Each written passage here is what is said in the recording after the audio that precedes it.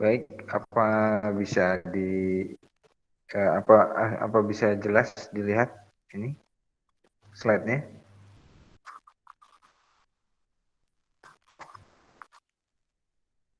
Slide Bapak kelihatan nggak, anak-anak?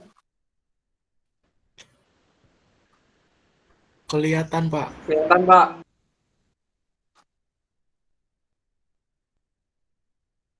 Kelihatan ya. Baik, kalau memang sudah siap, kita mulai saja. Assalamualaikum warahmatullahi wabarakatuh. Salam Waalaikumsalam sejahtera warahmatullahi bagi kita wabarakatuh. semua. Waalaikumsalam warahmatullahi wabarakatuh.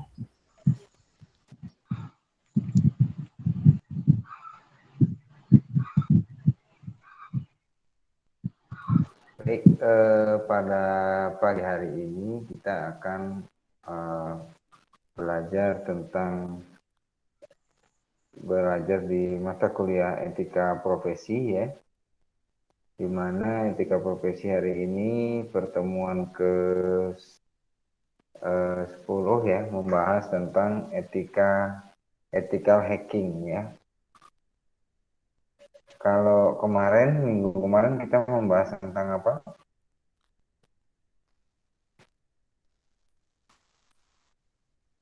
Anak-anak,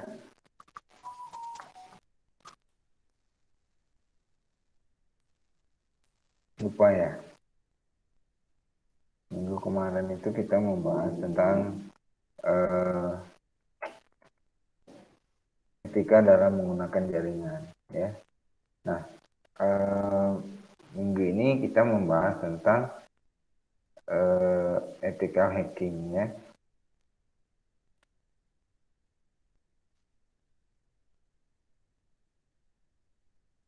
Apa itu ethical hacking ya? Kita beranjak dari pengertiannya dulu. Kalau hacker itu ya, hacking itu berarti hacker. Apa itu hacker? Ada yang tahu? Ada yang tahu nggak? Hacker itu apa? Meretas, Pak. Peretas. Dalam rangka apa? Apa yang diretas? Mencuri data. Data yang seperti Meretas apa yang sistem. Data atau Meretas sistem? sistem komputer, Pak. Sistem jaringan. Iya. Jadi hacker ini ya, ini tugas bukan tugas ya. Tindakan yang dilakukannya adalah meretas ya, atau membobol ya sebuah informasi yang ada di dalam sistem itu sendiri ya.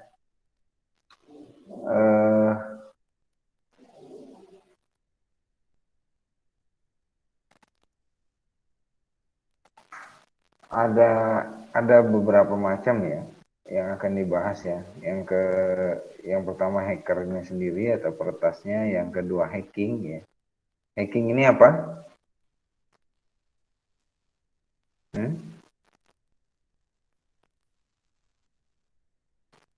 Pernah nggak kalian dengar kalimat hacker, hacking? Meretas. Hacker, hacking, dan lain sebagainya. Ini kalau anak komputer harusnya paham ya dengan istilah-istilah yang seperti ini ya. Selanjutnya ada beberapa macam ya jenis hacker ya. Yang pertama black hat. Black hat. Apa itu black hat? Ini peretas yang memiliki orientasi untuk keuntungan pribadi, baik sekedar iseng atau termotivasi ekonomi, balas dendam, bersifat sebagai perusak dan termasuk tindakan kriminal. Ya, kalian pernah dengar nggak berita yang kemarin tahun berapa ya? Tahun 2000 berapa itu? Kalau nggak salah masih 2 atau 3 tahun yang lalu ya. itu kejadian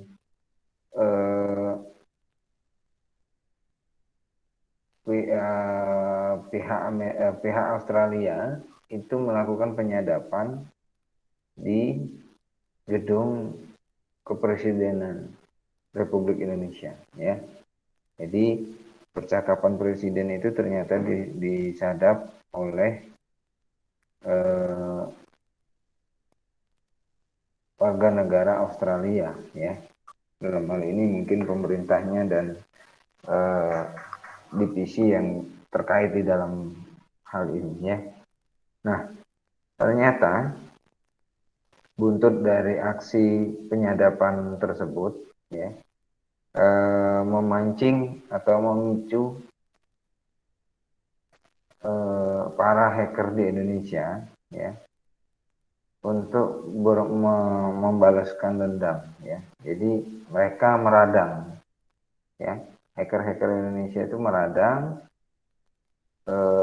tidak terima, ya, karena yang namanya komunikasi itu kan sifatnya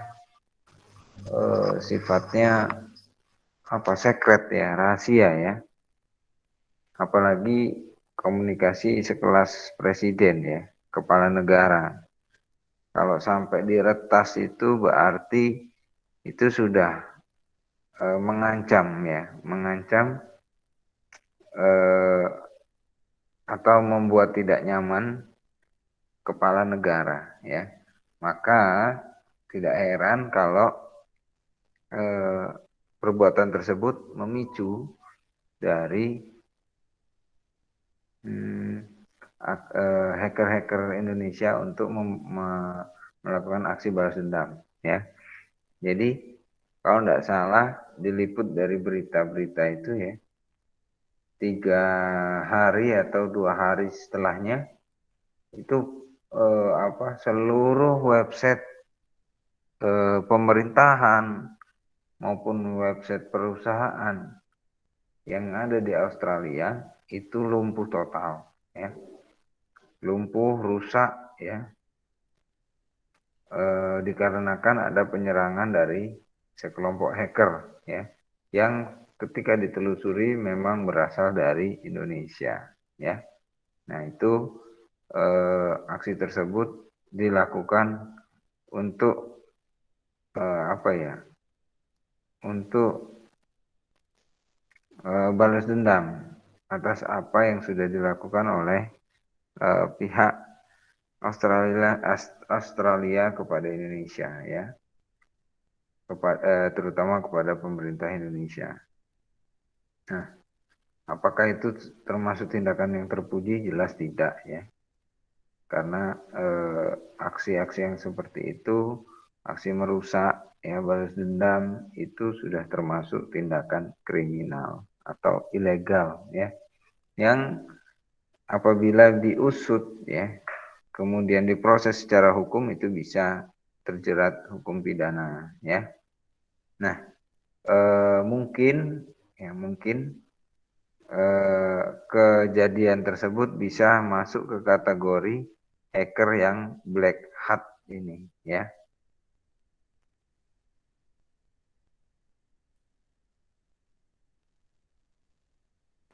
Kemudian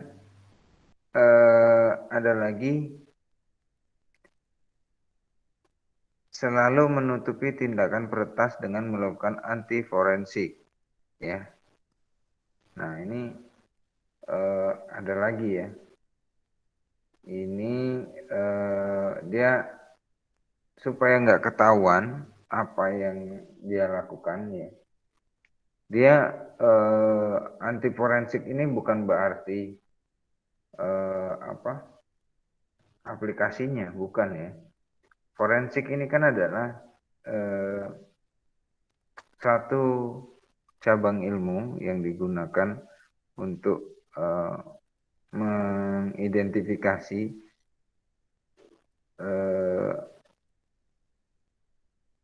satu permasalahan dari pihak pemerintah atau dalam hal ini pihak kepolisian, ya. Nah, ini metode-metode yang digunakan dalam di pihak kepolisian kita, ya, untuk melakukan penelusuran atau pemeriksaan. Nah, dalam dalam dalam kegiatannya ini selalu menutupi tindakan peretas dengan melakukan anti forensik. Jadi sangat-sangat bersih sekali ya. Misalkan dia membobol satu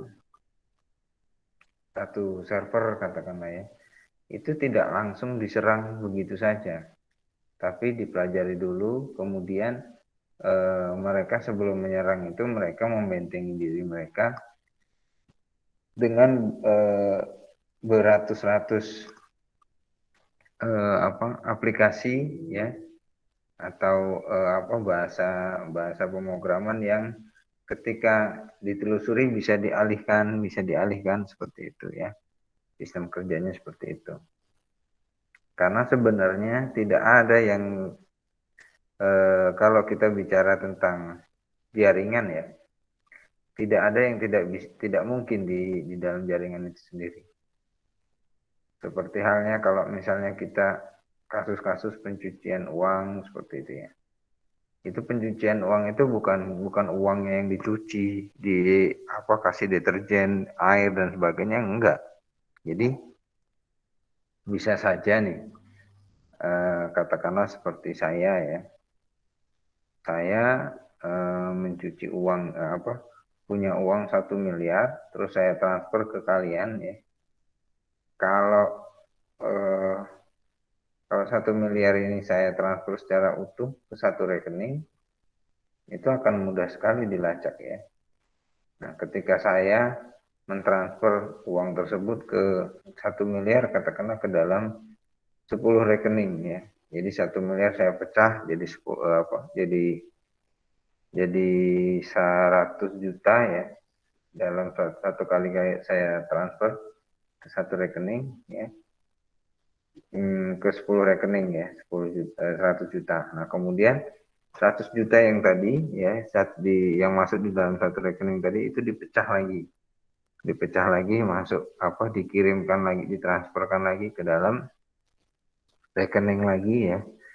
Mungkin itu dipecahkan dari 100 juta tadi ditransfer ke 10 rekening, jadi berapa? 10 juta, 10 juta seperti itu ya. Nah, kemudian nanti ketika sudah seperti itu,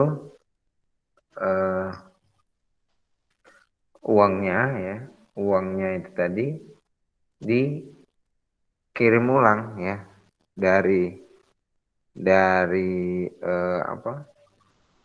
beberapa rekening yang terlibat tadi dikirim ulang, tapi dengan rentan waktu yang berbeda ya, dengan nominal-nominal yang berbeda, dengan notif yang berbeda. Notif yang berbeda seperti apa? Katakanlah seperti ini. Ada yang transfer 100 juta ya, tapi notifnya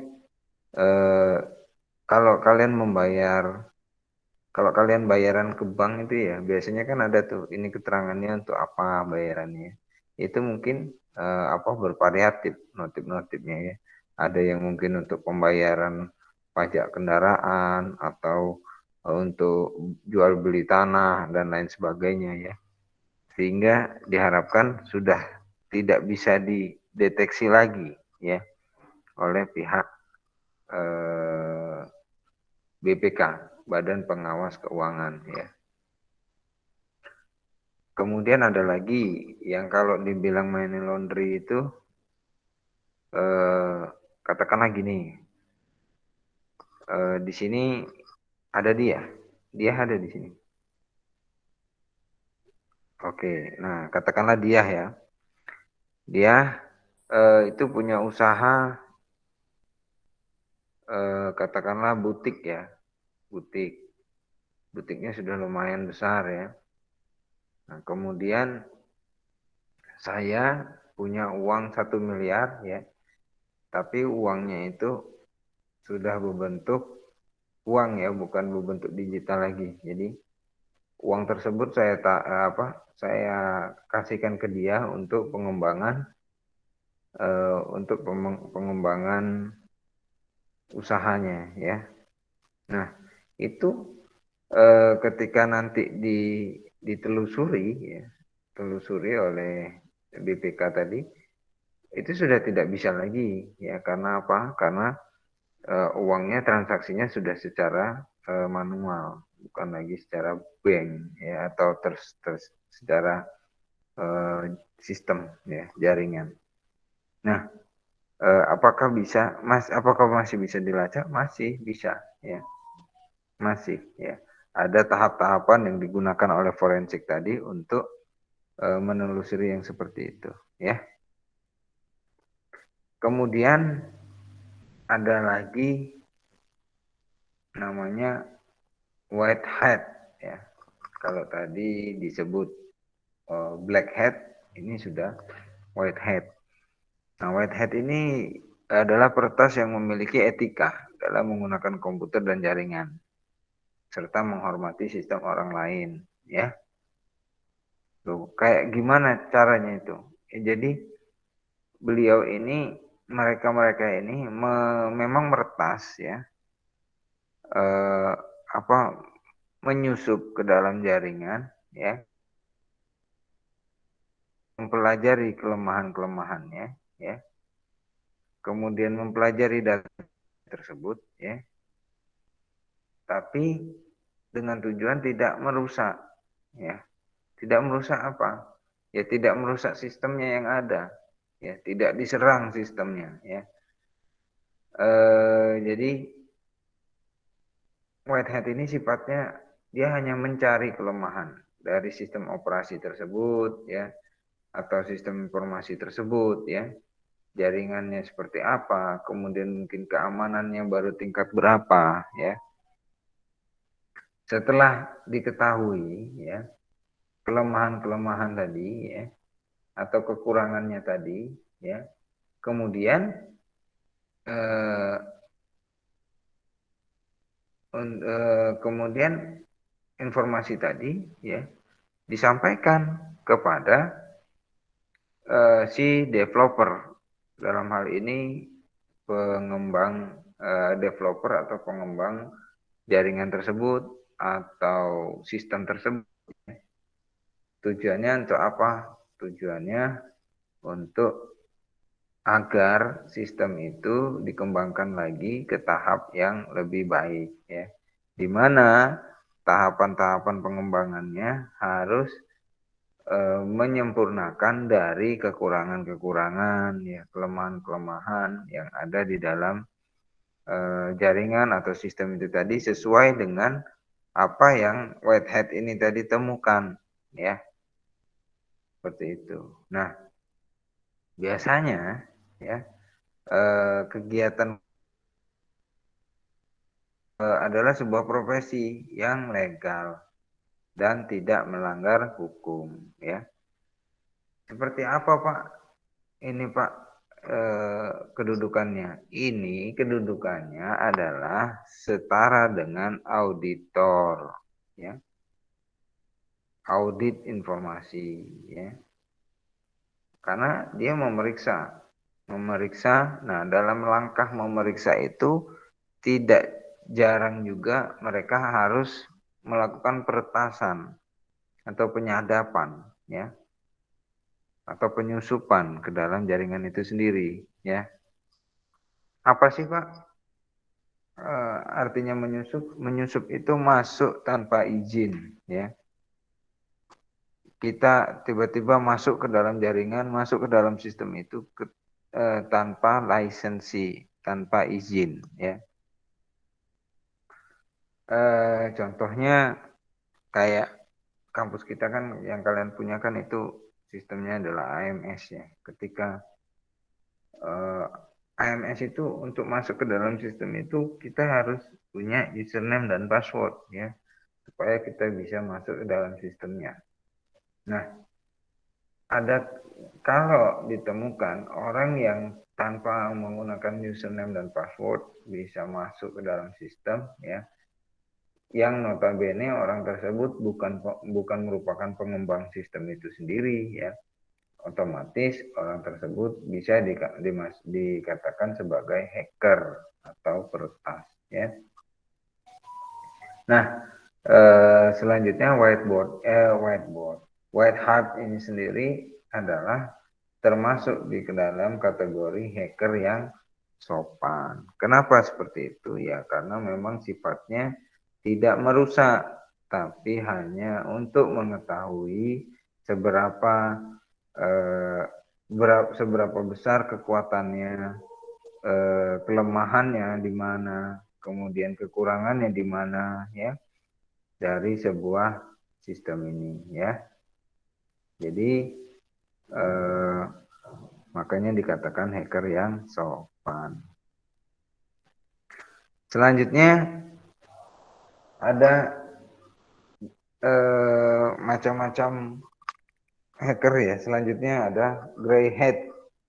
Nah, ini adalah hacker yang memiliki dua sisi, baik dan buruk, ya. Kok bisa, Pak? Ya bisa, ya. Eh, dalam eh, dalam melakukan tindakan ilegal, tapi memiliki sopan santun dan langkah-langkah sistematis dalam meretas sistem, ya. Nah, ini sama halnya tadi ya, dengan auditor, ya. Tapi kalau auditor itu kan biasanya resmi. Nah, ini mungkin ini lebih ke penyimpangan perilaku ya. Jadi tadinya orang ini adalah orang yang resmi ya, mungkin dari lembaga-lembaga resmi yang memang ditunjuk untuk mengaudit sistem ini ya, sehingga diketahui kekurangan dan kelebihan dari sistem ini, kelemahannya seperti apa ya. Kemudian oleh orang tersebut data-datanya ya, dokumentasi hasil pemeriksaannya ya, itu mungkin diperjualbelikan ya kepada pihak lain atau kepada pihak kompetitor dari perusahaan tersebut ya. Bisa Pak yang seperti itu, bisa ya.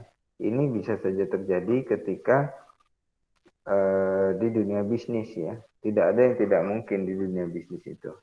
Jadi bahkan ada yang sempat bilang, kita sering dengar ya, istilahnya itu ibaratnya, kamu dibayar berapa di sana? Saya bayar 2 kali lipat, kayak gitu ya. Jadi saking ketatnya bisnis ya, jadi sampai seperti itu ya. Nah, yang ini ya biasanya melakukan peretasan untuk keuntungan pribadi, namun tidak merusak sistem yang diretas ya. Bisa keuntungan pribadi dalam hal ini, kenapa? Karena ada data-data yang diambil ya, kemudian dikomersilkan lagi ya kepada kompetitor dari perusahaan itu ya, bisa jadi seperti itu. Namun tidak merusak sistem yang diretas ya, karena di sini motifnya bukan untuk merusak, tapi motifnya hanya untuk mencuri data-data atau informasi-informasi yang dianggap memiliki nilai ya, sehingga dapat mendatangkan keuntungan bagi pelakunya ya, seperti itu. Kemudian selanjutnya ada tujuan dari tindakan hacking ya. Yang pertama mungkin iseng ya, coba-coba. Nah, ini biasanya hacking ini kan lahir dari orang-orang yang memang programmer antusias ya, nah ya. Kalau bisa dibilang programmer antusias. Kenapa? Karena kalau cuma seorang programmer aja, kayaknya nggak punya ambisi untuk menjadi seorang hacker. Tapi kalau kita sudah bicara tentang programmer antusias, ya, programmer antusias ini seperti halnya kayak mania ya. Apapun yang berkaitan dengan bahasa pemrograman dia suka, dia hobi gitu ya. Jadi terus ingin rasa ingin tahunya itu terus ada ya. Semakin dalam dia belajar tentang bahasa pemrograman, maka semakin rasa ingin tahunya semakin besar. Nah, muncullah ide-ide ya, keisengan-keisengan pengen mengetahui bagaimana sistem itu berjalan ya pada satu perusahaan katakanlah ya. Wah, ini AMS ini bagus nih ya. Tampilannya seperti ini ya. Kemudian fitur-fiturnya seperti ini. Saya pengen lihat lah kayak gimana skripnya, cara bikin skripnya kayak gitu ya. Nah, karena dia bukan developer ya, otomatis dia nggak masuk ke dalam sistem itu dari developer, tapi dia mencari alternatif lain. Bagaimana caranya untuk tahu coding-coding dalam sistem itu tanpa saya menjadi seorang developer ya. Maka jadilah itu seorang hacking ya. Nah, itu awalnya dari coba-coba ya. Kenapa Bapak selalu bilang kok dari seorang programmer, Pak? Iya, karena yang kita bicarakan di sini adalah sistem informasi ya, Nak, ya. Jadi kalau sistem informasi itu otomatis semuanya terkomputerisasi ya. Terkomputerisasi berarti di dalam jaringan ya. Nah, sistem yang di dalam jaringan itu semuanya dibangun dengan bahasa pemrograman ya. Makanya saya bilang seorang hacker itu ya berawal dari programmer antusias ya. Jadi orang yang awalnya belajar tentang bahasa pemrograman yang kemudian menjadi hyper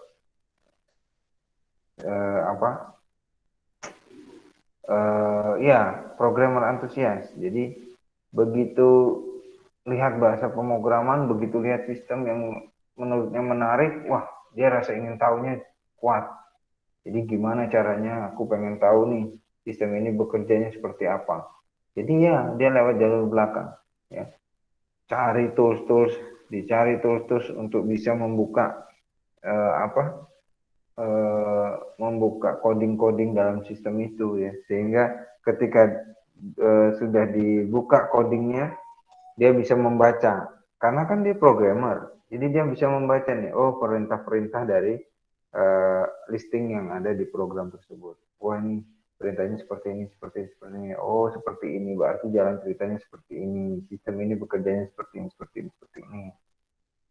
Itu hanya mampu eh, dimengerti oleh seorang programmer, ya. Jadi walaupun orang itu bukan basicnya dari lulusan komputer, ya, tapi kalau dia mau belajar bahasa pemrograman, ya, bahkan mungkin nanti jadi itu tadi saya bilang, ya, programmer antusias, jadi bisa jadi itu nanti bisa menuntun dia menjadi seorang hacker, ya, seperti itu. Nah, iseng coba-coba ya. Kemudian selanjutnya ada pamer. Ya, manusia itu kalau ini manusia ya, kalau merasa punya keahlian sedikit ya, sudah mulai jumawa, sudah mulai pamer ya. Pengen ini, pengen itu ya.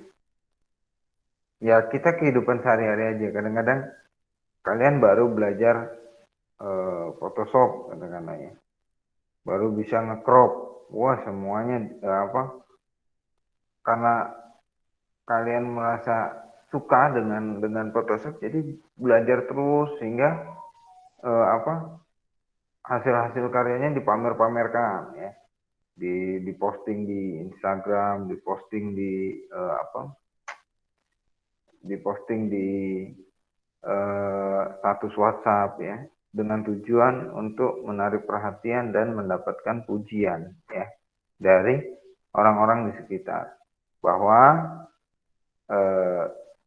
pengen dapat pengakuan lah intinya itu ya, bahwasannya kalian itu bisa atau mampu menjadi seorang peretas atau hacker.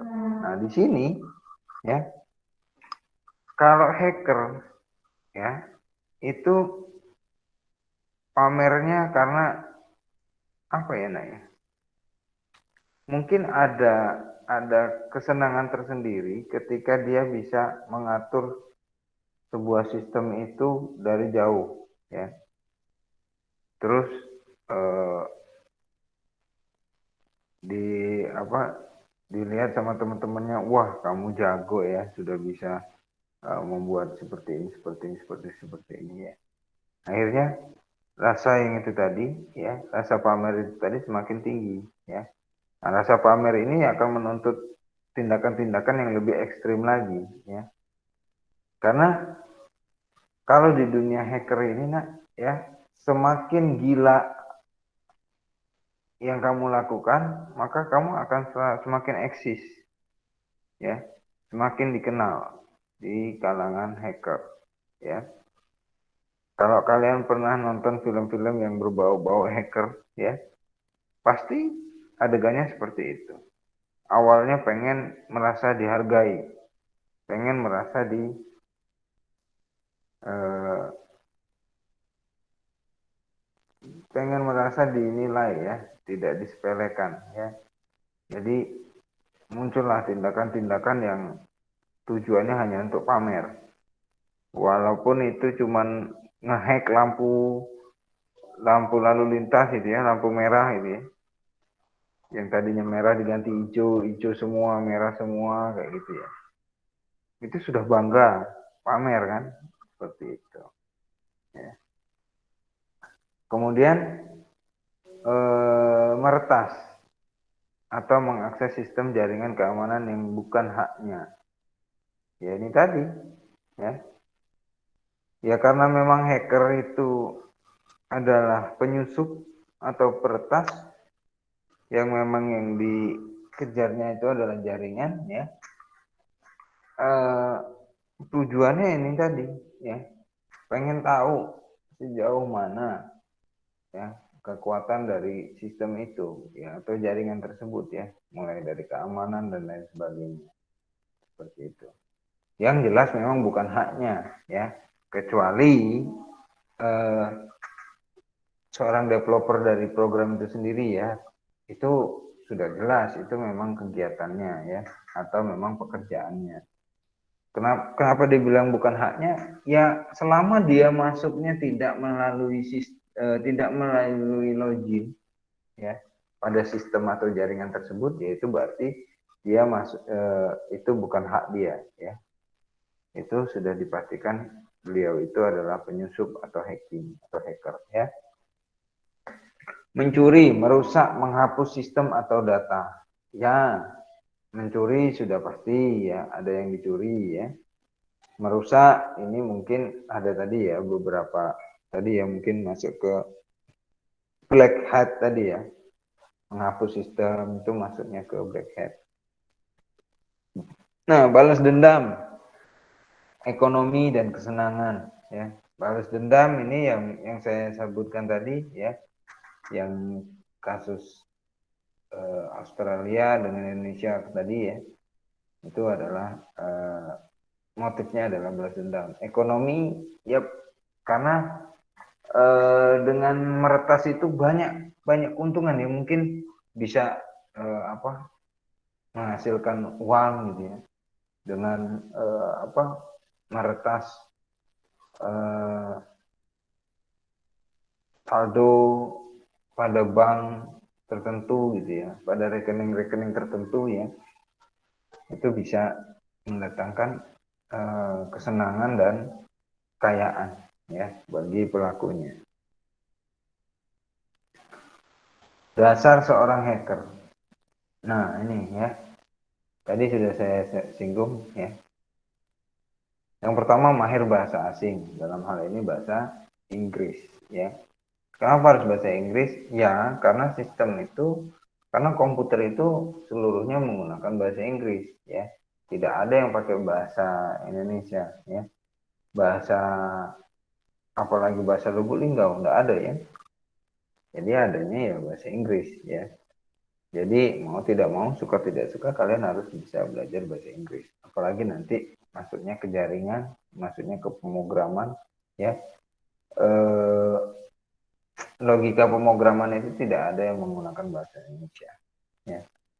Kemudian mengetahui perangkat komputer dan fungsinya, jelas, karena yang digunakan itu pasti komputer, ya, atau gadget, ya. Ya otomatis dia harus tahu fungsi-fungsinya. Ini untuk apa, ini untuk apa ya. Kemudian memahami dan mengerti dunia networking ya. Ya, karena dia berjalan di jaringan ya. Jadi harus tahu dulu bagaimana jaringan itu bekerja. Ya. Bagaimana data itu dikirim melalui kabel gitu ya. Perjalanannya itu seperti apa? Bagaimana data itu diamankan selama dalam proses transfer data ya, bagaimana model-modelnya enkripsi ya, itu harus belajar ya. Kemudian programming, itu tadi yang saya sebutkan tadi ya, programming, karena perintah-perintah kalau misalnya di dalam sistem itu kan menggunakan bahasa pemrograman ya. Sistem operasi, jelas sistem operasi ya. Bagaimana mau menggunakan komputer kalau tidak tahu bahasa sistem operasi itu sendiri ya. Internet, menggunakan internet ya. Menggunakan internet di sini bukan seperti halnya seperti yang kita biasa lakukan ya. Menggunakan internet untuk orang awam seperti kita yang cuma buka Google dan lain sebagainya. Tapi sebaliknya dari itu, menggunakan internet di sini dia harus tahu ya. Ini aman nggak jaringan ini ya. Kemudian bagaimana saya caranya untuk agar tidak terdeteksi kalau saya menggunakan internet di lokasi ini, seperti itu ya. Nah, selanjutnya mengetahui target, ya dong ya. Mosok kita mau nyerang nggak tahu target ya, harus tahu dulu targetnya. Kalau yang mau dibobol itu misalkan rekening bank seseorang, kita harus tahu dulu orang ini biasanya, katakanlah nih ya, saya mau ada nggak di sini Gusti? Ada ya. Nah, katakanlah saya mau menyerang, eh, saya mau membobol rekening banknya si Gusti ya. Artinya saya harus pelajari dulu si Gusti ini orangnya bagaimana ya. Kemudian dia suka menggunakan uangnya ini untuk apa saja ya. Karena kita bicaranya tentang hacker berarti ke dunia maya ya. Nah, si Gusti ini suka nggak belanja online? Kalau suka, pakai provider apa atau pakai platform apa? Ya, kita pelajari. Kemudian kita sisipin. Kemudian kita bisa masuk ke dalam jaringannya si Gusti ini tadi, sehingga kita bisa merecord seluruh data transaksi internet yang dilakukan oleh si Gusti ya. Memahami etika dalam dunia komputer dan jaringan networking. Ya, ya. Tadi kalau belajar internetnya seorang hacker itu tidak seperti belajar internetnya yang kita pelajari, ya. Tapi dia lebih ke apa ya? Lebih ke sebab akibat. Kalau aku pakai ini nanti bagaimana ya? Mudah nggak kedeteksi? Karena ya ini tadi ya, hacker ini kan seorang perbuatan yang cenderung cenderung ke kriminal ya. Jadi orang kalau mau berbuat kriminal itu pasti berhati-hati sekali ya, safety sekali ya. Jadi supaya nggak ketangkap ya, nggak ketahuan, nggak bisa dideteksi, dia harus hati-hati sekali ya. Mungkin dia juga melindungi aksinya dengan beberapa lapisan keamanan seperti itu ya. Kemudian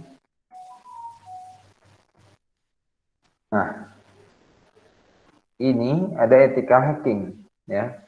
Profesional di dunia komputer yang menerapkan kemampuan hacking untuk tujuan bertahan dan pengamanan ya. Nah, kalau di sini ya ethical hacking ini profesionalnya di dunia komputer yang menerapkan kemampuan hacking untuk, ada juga yang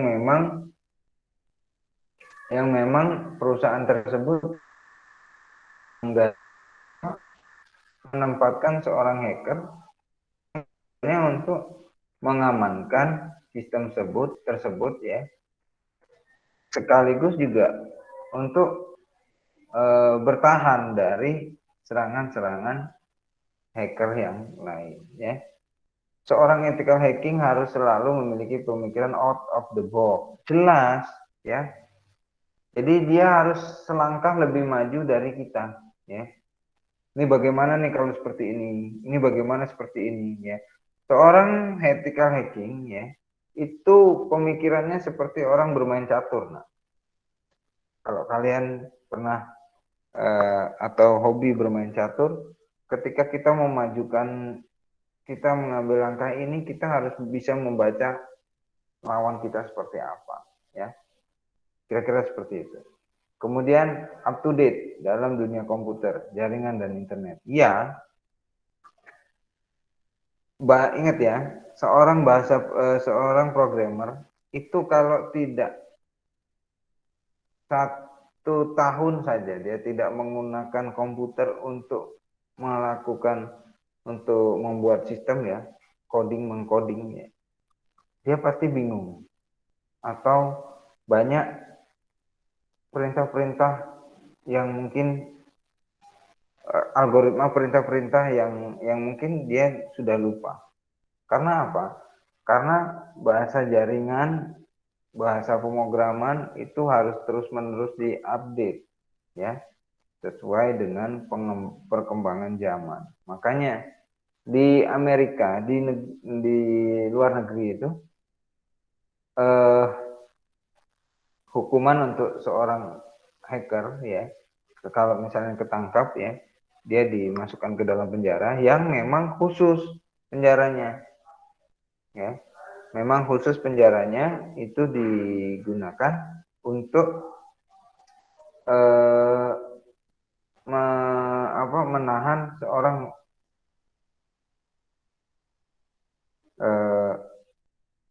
tindak kriminalnya tentang hacker ya, atau hacking peretas. Nah, penjaranya ini ya adalah di mana penjaranya tidak sama sekali punya akses internet ya. Di sana tidak ada akses komputer, gadget ya. Semuanya serba tidak ada ya. Nah, dengan adanya seperti itu ya, dengan adanya perbedaan seperti itu, harapannya untuk membuat narapidana tadi terputus hubungannya dengan jaringan yang ada di luar ya, sehingga dia tidak bisa lagi mengikuti tren zaman ya, tren kemajuan teknologi ya, sehingga dia benar-benar nanti begitu dia sudah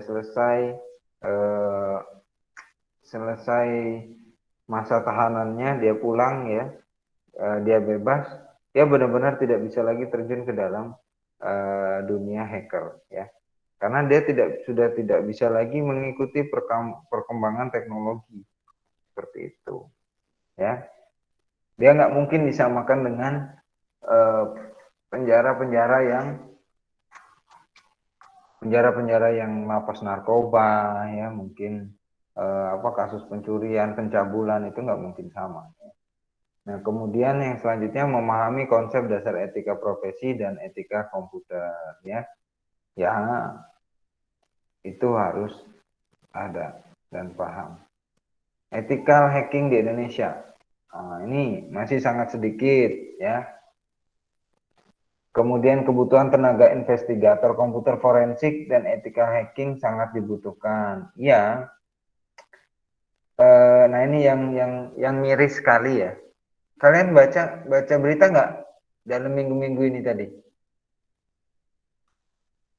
Kantor apa yang kebakaran?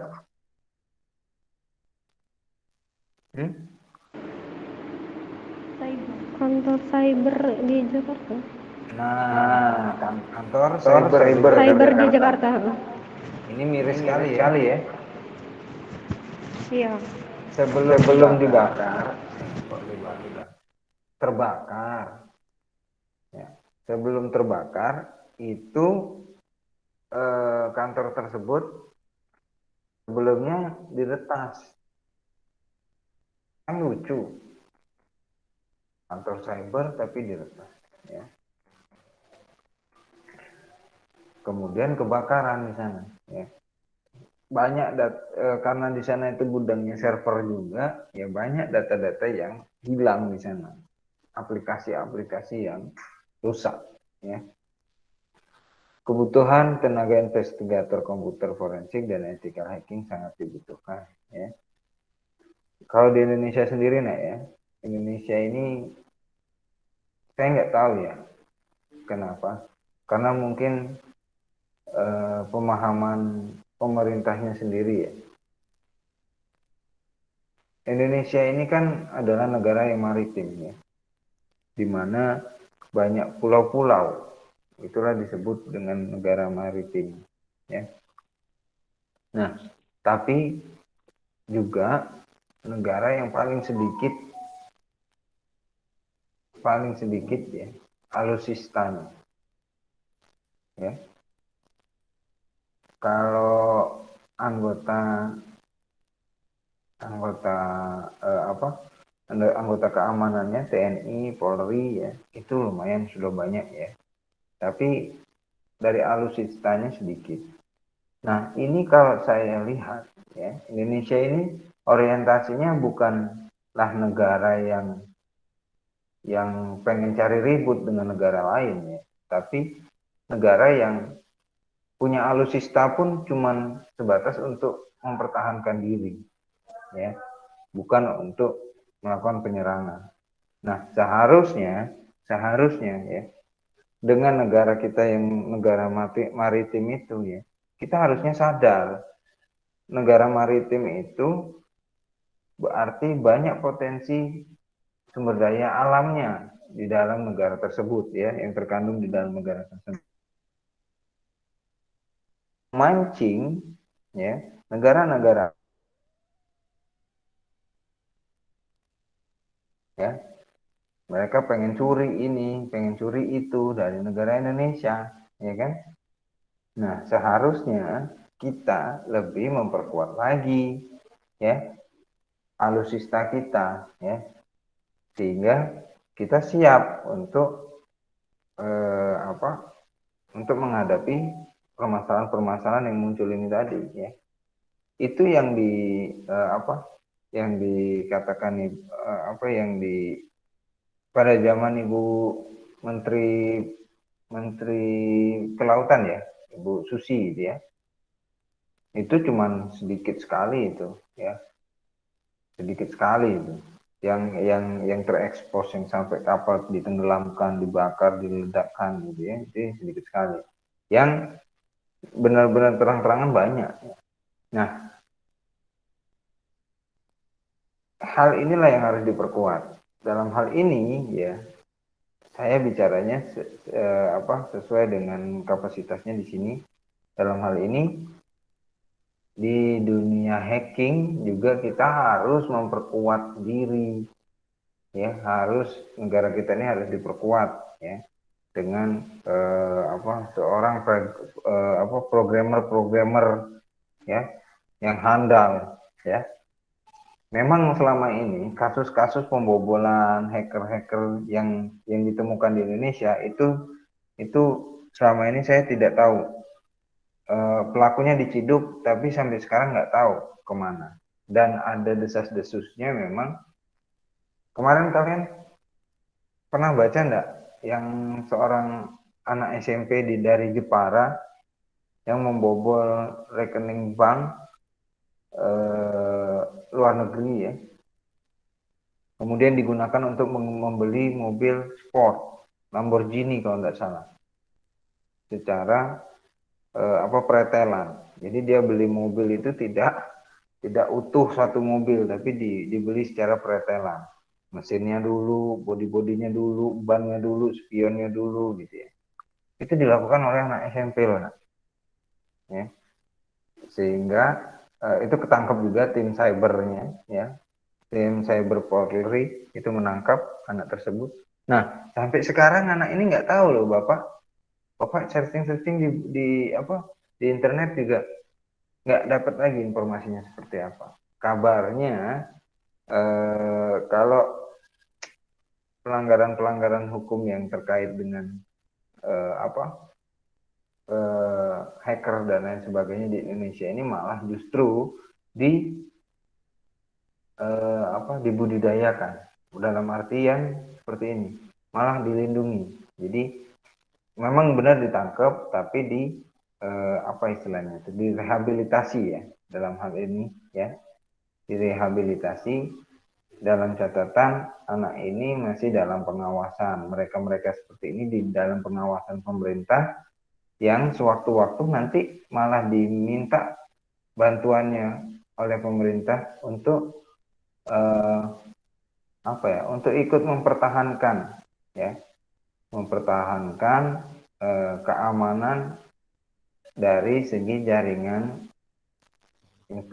atau network yang ada di Indonesia ya. Jadi di luar negeri kalau memang kasusnya itu tidak terlalu vital juga seperti itu. Tapi kalau terlalu vital ya sampai ada yang dihukum mati ya, seperti itu. Banyak yang tergiur tawaran luar negeri. Ya karena lagi-lagi ya, di Indonesia ini kalau prestasi itu agak sulit untuk dihargai. Kamu tahu, nah ini kita di luar dari bicara soal menjadi hacker ya. Ilmu yang paling mahal itu ya, selain hacker, itu adalah seorang animator kreator ya. Itu bikin animasi itu mahal, nah, ya. Nah, di Indonesia orang masih belum sanggup membayar menggaji seorang konten kreator, animator ya. Animator itu gajinya per detik ya. Kalau tidak salah sekelas Ipin Upin. Kalian tahu kan Ipin Upin? Kartun Ipin Upin itu, tidak salah 10 detiknya itu berapa juta gitu kalau dirupiahkan ya. Itu untuk satu orang. Bikin animasi itu banyak orang ya, banyak bagian yang terlibat. Nah, sama seperti ini ya, hacker ini ya. Hacker ini kan berangkat dari seorang programmer. Nah, seorang programmer di Indonesia itu kurang menjanjikan ininya. Jenjang karirnya masih sedikit sekali ya. Jadi banyak yang malah tergiur tawaran ke luar negeri. Salah satunya itu loh, nak, Google ya. Google itu besar-besaran itu ya merekrut karyawan. Jadi kalian kalau merasa berprestasi, cobalah untuk berkompetisi ya ke ranah yang lebih ekstrim ya, ke seperti Google ya, mungkin ke Huawei dan lain sebagainya ya. Itu bisa besar sekali gajinya ya, penghasilannya. Kemudian pengembangan tenaga ahli untuk keamanan nasional. Nah ini ya, polisi dan tentara ya sekarang baru mulai konsentrasi ke ranah cyber ini mungkin sekitar 4 tahun terakhir ya. Jadi memang ada divisi yang dibentuk untuk menanggulangi masalah cyber ini ya. Ini pengrekrutannya juga sendiri ya, ada kriterianya yang harus dipenuhi. Potensi pengembangan SDM sangat besar. Ya, potensinya sangat besar, tapi tergantung dari kebijakan pemerintahnya ya untuk masalah penanggulangan keamanan di jaringan yang ada di Indonesia. Ayo, ada yang tahu ini gambar siapa? Ada nggak yang tahu?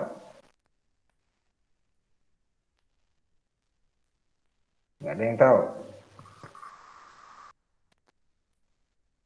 Ini adalah Ono Widodo Purbo ya. Beliau ini salah satu orang yang memang penggiat teknologi ya, dalam hal ini jaringan ya. Beliau berapa kali waktu saya kuliah S2 di Undip ya. Beliau beberapa kali mengisi kuliah umum di program studi kami ya. Beliau juga kalau tidak salah menjadi staf khusus menteri waktu itu ya, menteri komunikasi ya, kalau tidak salah. Ini banyak sekali ya terobosan-terobosan yang dilakukan oleh Bapak ini. Pakar teknologi informasi di Indonesia ya, aktivis penyebaran OS Linux ya. Jadi ini OS Linux memang mereka beliau ini yang mempromosikannya di Indonesia. Ada yang tahu? Ada yang sudah pernah pakai Linux?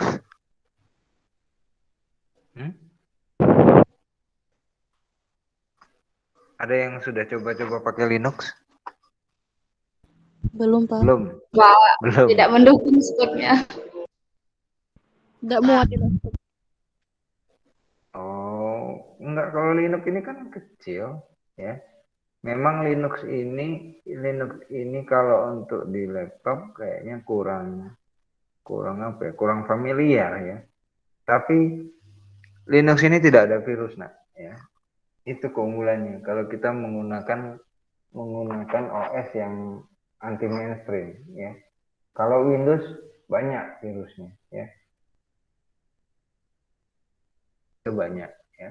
Tapi kalau di Linux ini karena memang sistem operasi yang anti mainstream ya mungkin sedikit sekali ya. Kemudian Linux ini free gratis ya, tidak berbayar.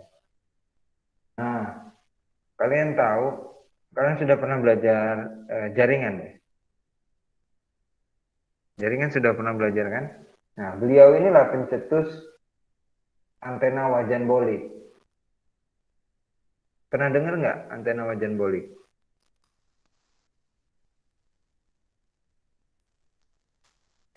Jadi antena wajan bolik itu antena yang menggunakan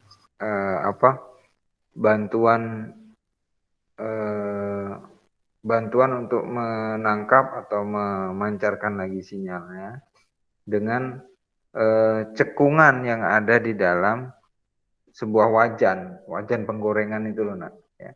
Makanya dikatakan wajan bolik. Jadi antenanya ditaruh di titik tengah cekungan wajan itu ya, dengan rumus berapa panjangnya ya.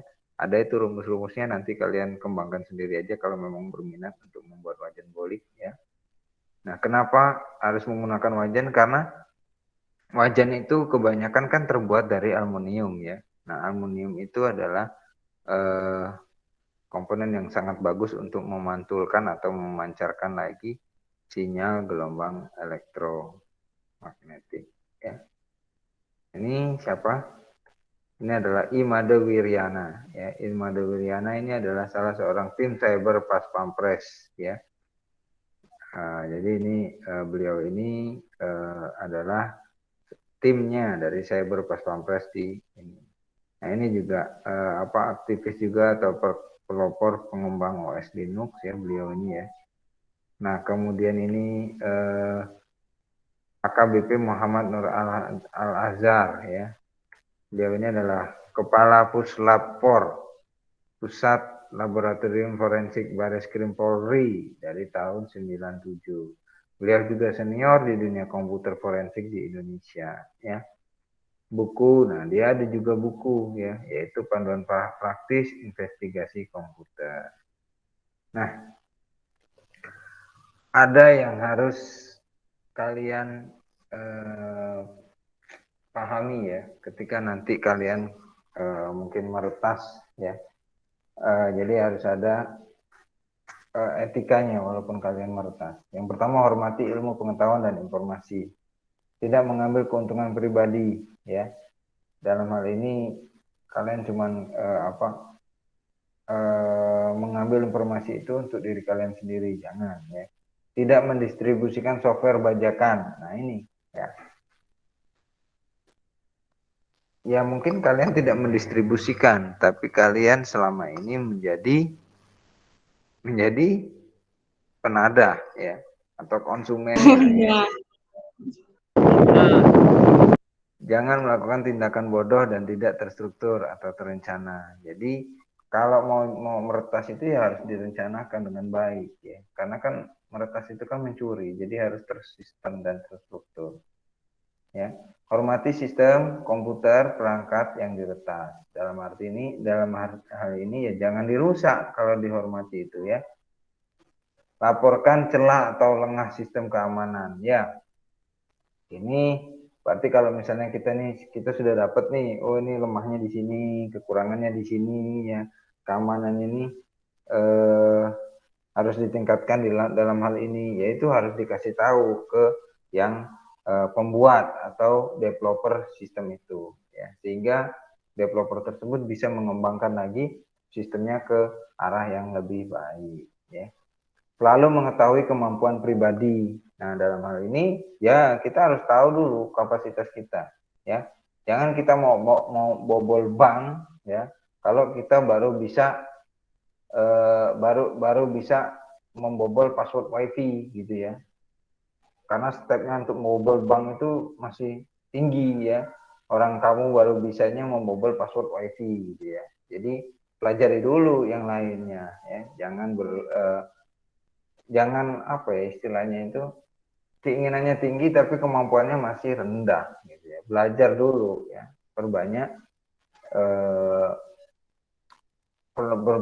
perbanyak belajar sehingga nanti kalian baru bisa nyampe ke level yang kalian inginkan. Oke, mungkin itu saja yang bisa saya bawakan di hari ini ya untuk etika profesi tentang mengenai ethical hacking ya. Ethical hacking pertama ya, karena nanti ada ethical hacking yang selanjutnya. Sebelum saya akhiri, silahkan kalau ada yang mau bertanya.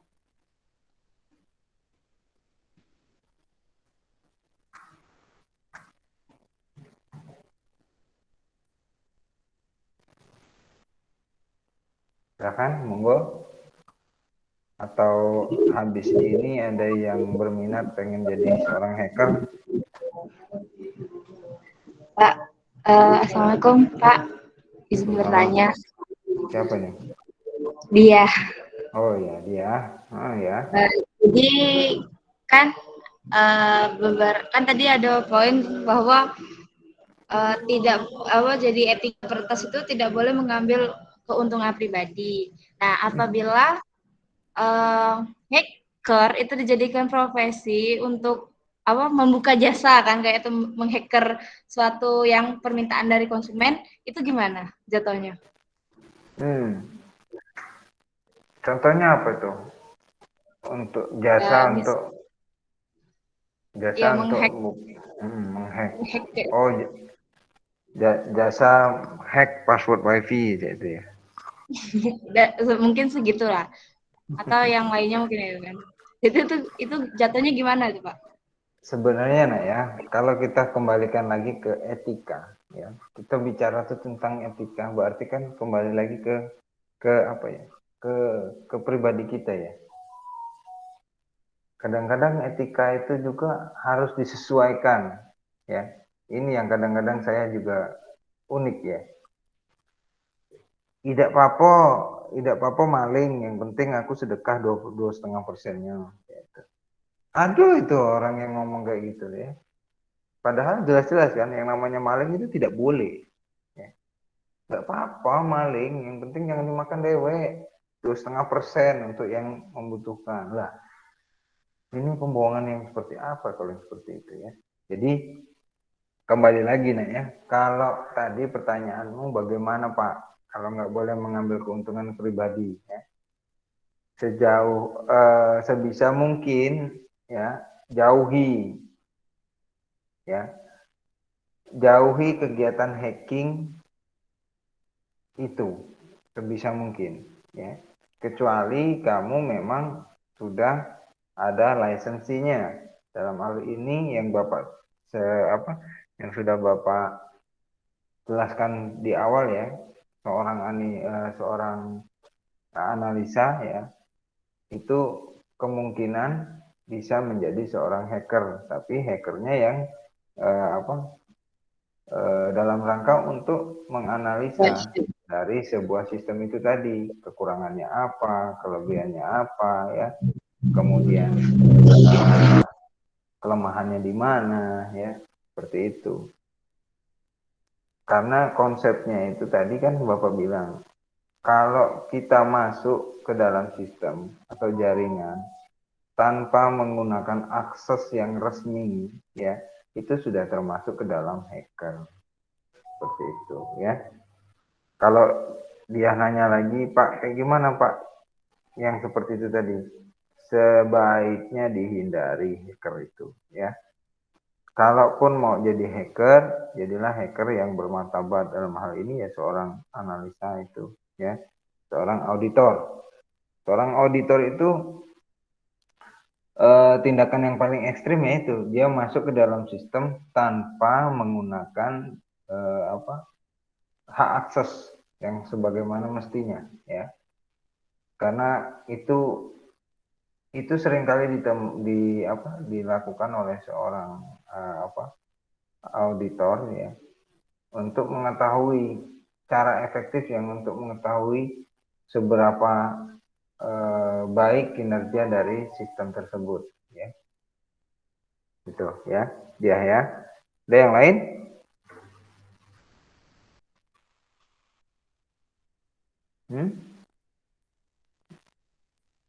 Ini kan di sini ada 18 orang nih. Ini kalau nggak dipanggilin satu-satu nih kayaknya mengheningkan cipta semua nih.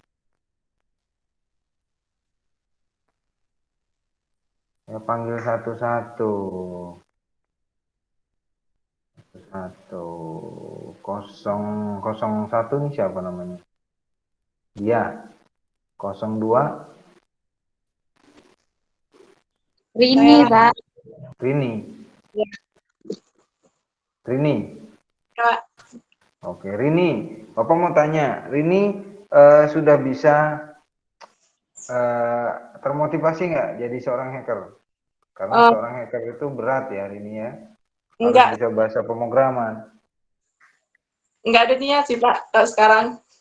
Enggak ada niat.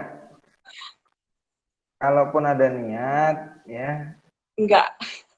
Basicnya harus kuat dulu bahasa pemrograman, ya. Iya Pak. Jangan sampai Bapak bilang tadi cita-citanya pengen bobol bank, nggak taunya cuma bisa bobol password wifi, ya. Iya Pak. 010, siapa itu?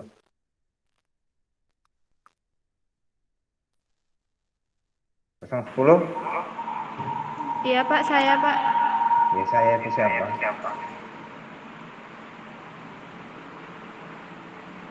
Apa? Siska itu, Pak.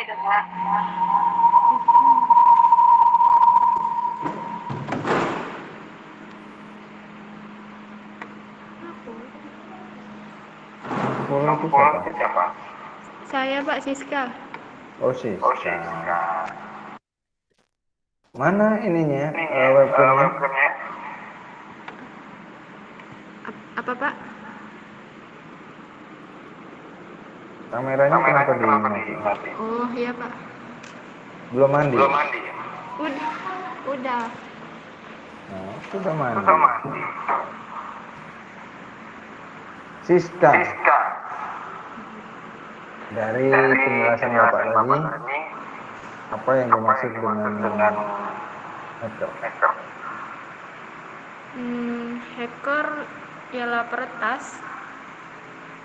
Mungkin.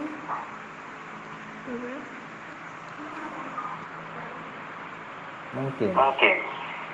Berarti nggak yakin. Ya. Ya, nggak yakin. Nah, ya. 020 siapa?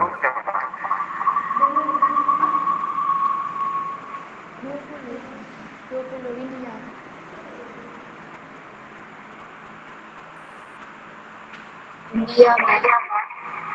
India, Pak. Mana orang? Oh, ini India. Oh, India lagi di pantai ya? Jelas, Pak.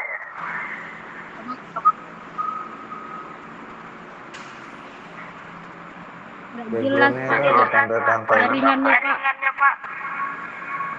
Oh, jaringan. India? Tadi nyimak materi Bapak?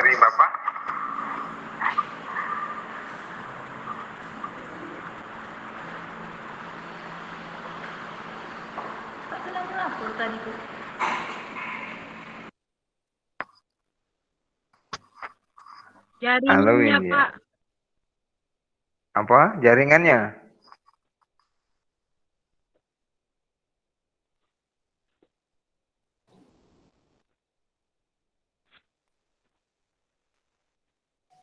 Oke. Mungkin agak sulit ya berkomunikasi di sana ya. Mana Gusti tadi? Gusti mana? Iya, Pak. Ya. Saya, Pak. Oke, Gusti. Tadi Bapak bilang tadi ada black hat dengan white hat.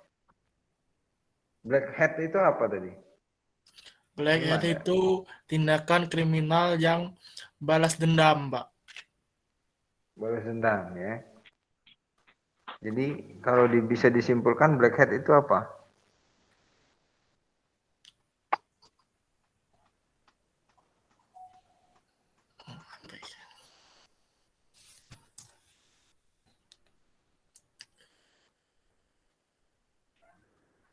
Tindakan yang tidak terpuji, Pak.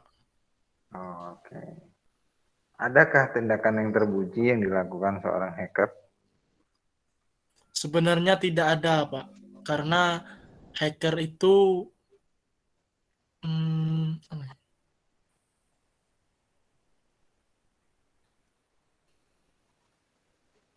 Tindakan yang menuju kejahatan, Pak. Baru menuju, berarti kan belum jahat. Oke.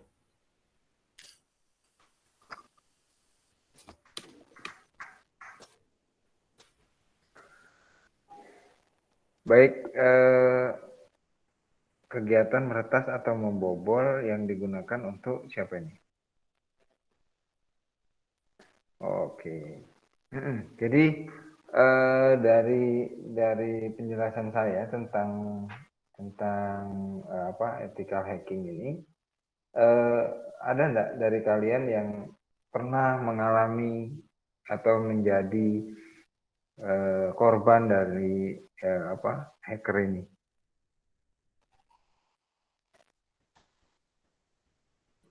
Pernah, Pak. Cuman Pernah, itu Pak. nggak berlarut sih. Waktu tuh pernah untuk classroom tuh emailnya dia dipakai untuk terus dimasukkan ke materi anak-anak semester 7. Saat itu kan dia masih semester 3, jadi nggak tahu apa-apa gitu. Nah. Tuh. Jadi emailmu dipakai untuk Ya, masuk untuk ke semester 7 kayak itu Google Meet-nya ke classroom kayak gitu. Nah, jadi dia tuh pas sampai di situ kita bengong, kok aku perasaan nggak kate mata kuliah ini, kok tiba-tiba masuk di MK ini kayak gitu. Nah, Mungkin Bapak luruskan ya, kalau Google Meet itu kemarin kalau nggak salah, yang masukinnya itu tim ICT dari kampus ya. Mungkin email kampus ya nak ya, yang pakai unip.ac.id. Nah itu, jadi mungkin hanya human error gitu ya. Jadi dia dimasukinnya mata kuliah yang beda dari semester umum. Ada lagi nggak? Jangan curhat kalau cuman WhatsApp yang di ini ya, di hack sama pacar ya. Itu bukan hack itu namanya ya. Itu dimata-matai kalian kalau seperti itu.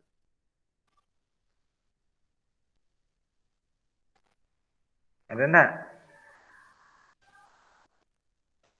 Enggak ada. Oke.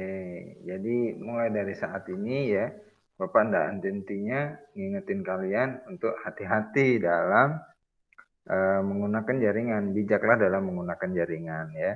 Kalau lagi menggunakan jaringan internet yang gratisan ya, dalam hal ini mungkin wifi gratis ya, jangan melakukan transaksi-transaksi yang vital, contoh transaksi keuangan ya, transaksi data-data penting ya, karena ya kita nggak tahu namanya di jaringan itu nanti apakah aman atau tidak untuk transaksi yang kita lakukan ya.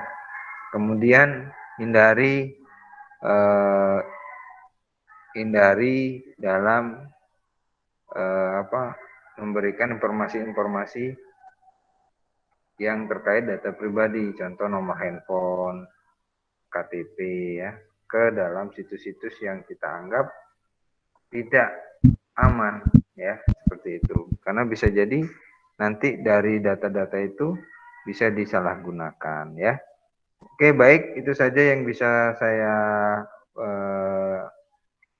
bawakan pada hari ini ya untuk mata kuliah etika profesi. Terima kasih atas waktunya ya.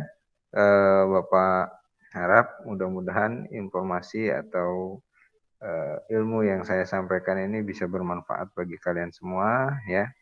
Bagi kita semua ke depannya agar menjadi manusia yang lebih baik lagi ya dalam bermasyarakat. Baik, terima kasih. Mohon maaf apabila ada salah dan kurangnya ya, kepada Allah saya mohon ampun. Akhir kata saya akhiri dengan wabillahi taufik wal hidayah. Assalamualaikum warahmatullahi wabarakatuh.